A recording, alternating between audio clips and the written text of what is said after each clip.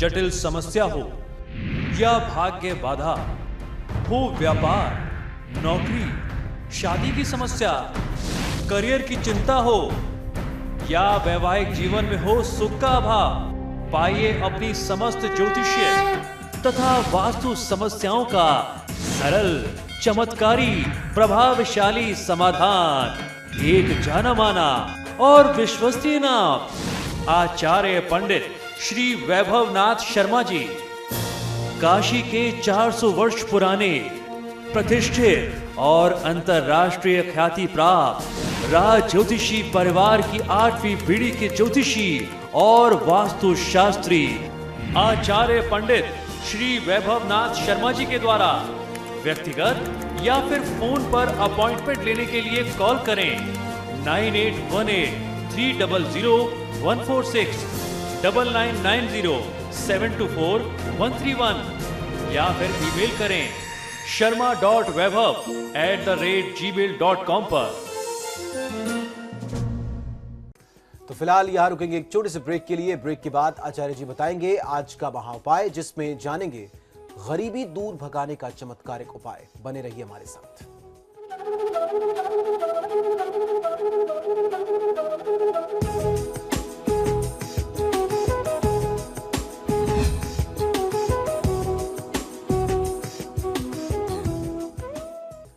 Break के बाद स्वागत है आपका। चलिए अब जानते हैं क्या है आज का महा उपाय। जी बिल्कुल, आज का महा उपाय बहुत ही विशेष है। आज हम लोग चर्चा करने वाले हैं कि किस प्रकार राई से आप दरिद्रता निवारण कर सकते हैं।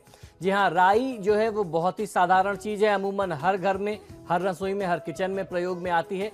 राई का प्रयोग दरिद्रता निवारण के लिए भी किया जाता है। ये एक प्रकार से कहा जाए, समझा जाए तो ये तांत्रिक प्रयोग है।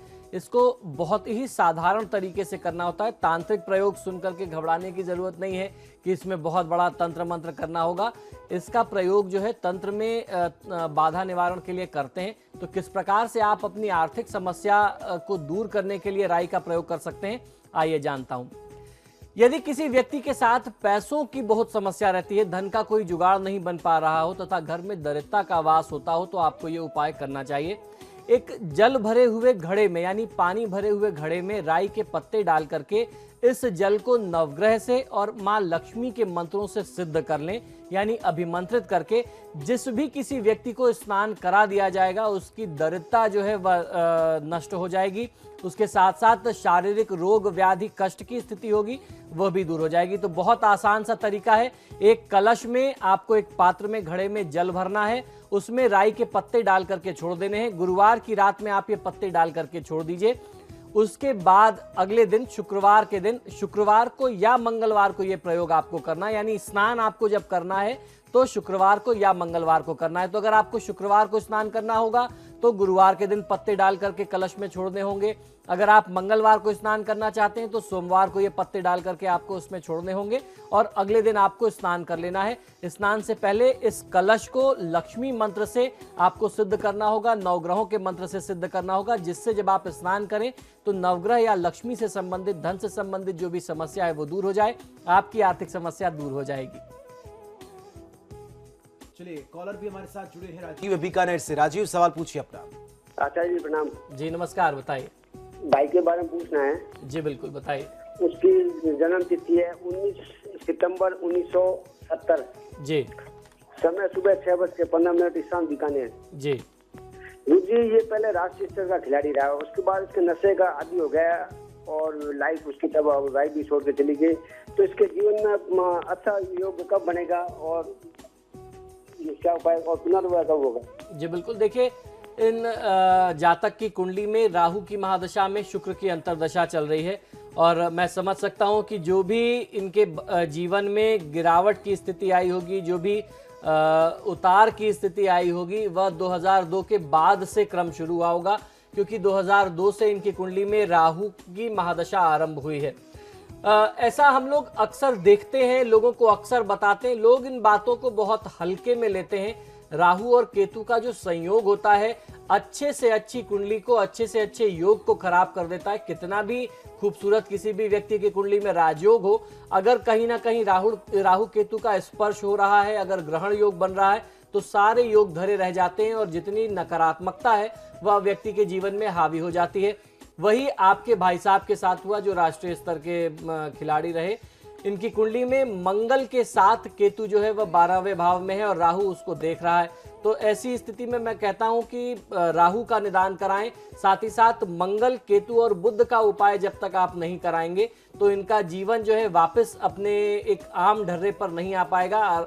अन्यथा इनका जीवन लगातार व्यसनों में घिरता चला जाएगा और अभी आने वाली जो दशाएं हैं वह इनके लिए और ज्यादा हानिकारक और खतरनाक हो सकती हैं।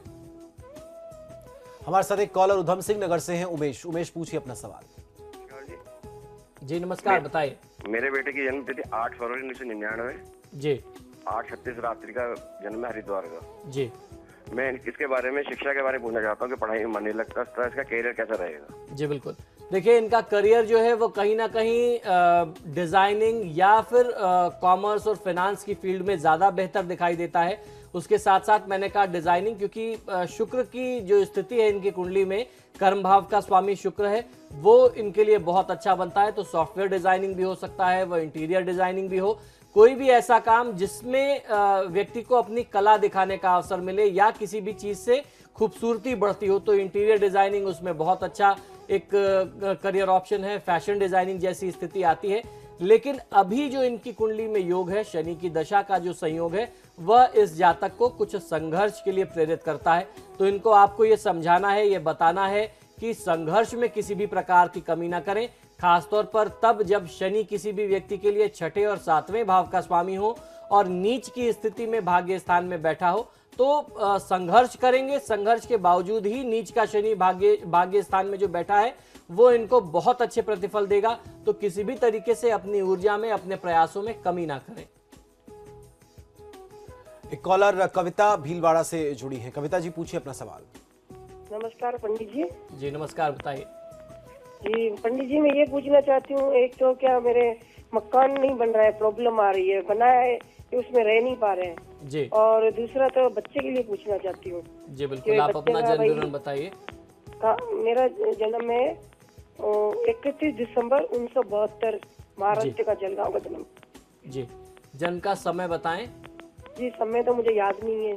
जी देखिए, सन के जब तक जन्म का विवरण पूरा नहीं होगा उसके अभाव में फलादेश में कहीं ना कहीं फर्क आता है। जो प्रश्न लग्न के बारे में हम लोग चर्चा करते हैं, प्रश्न लग्न को 75 से 80% तक ये इसका सफलता का प्रतिशत है, इतना ही सटीक मानते हैं। तो मैं आपको उसी के आधार पर जवाब दे पाऊंगा। आपके इस प्रश्न लग्न के अनुसार बुध की महादशा में शनि की अंतर्दशा चल रही है। बुध आपके इस प्रश्न के अनुसार, प्रश्न लग्न के अनुसार 7वें और 10वें भाव के स्वामी हैं और शनि की जो स्थिति है वह 2 और 3 भाव के स्थान के स्वामी हैं और बैठे हुए हैं 12वें में। तो अगर इस प्रश्न लग्न को देखा जाए और आपके प्रश्न के अनुसार उसकी तुलना की जाए तो मैं समझता हूं कि जो आपने प्रश्न किया है, काफ़ी अभी परिस्थितियां आपके विपरीत दिखाई देती हैं, परिस्थिति आपके पक्ष में बनती नहीं दिखाई देती, चाहे वो अपने घर की बात हो या संतान प्राप्ति की बात हो। अभी ऐसा लगता है कि पूर्व के कुछ समय में आपको संतान हानि हो चुकी है, मिसकैरेजेस या अबॉर्शन की स्थिति आ चुकी है और अभी भी आ सकती है। उस परिस्थिति से अभी मुंह नहीं मोड़ा जा सकता, उसको नकारा नहीं जा सकता। अभी भी गर्भधारण की स्थिति के बाद एबॉर्शन की स्थिति, मिसकैरेज की स्थिति आपके लिए बनती है। तो आप अपने स्वास्थ्य का ध्यान रखिए। ग्रहों का निदान आपके लिए बहुत आवश्यक होगा। आपके लिए जरूरी है कि आप मंगल, शनि और बुध, इन 3 ग्रहों का उपाय अपने लिए जरूर कराइए। तो फिलहाल आपके सितारे में इतना ही। आचार्य जी, आप स्टूडियो में आए, बहुत बहुत शुक्रिया। जी धन्यवाद। तो फिलहाल के लिए इतना ही, लेकिन खबरों का सिलसिला समाचार प्लस पर लगातार जारी है।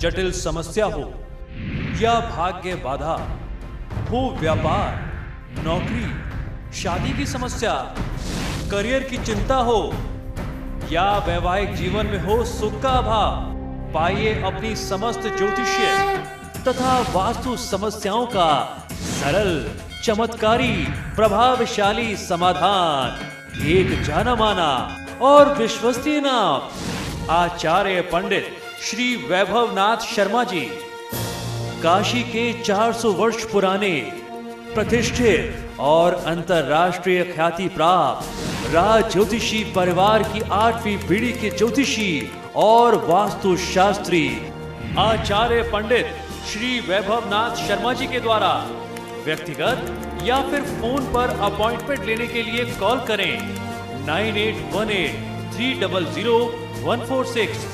9990-724-131 या फिर ईमेल करें sharma.vaibhav@gmail.com पर।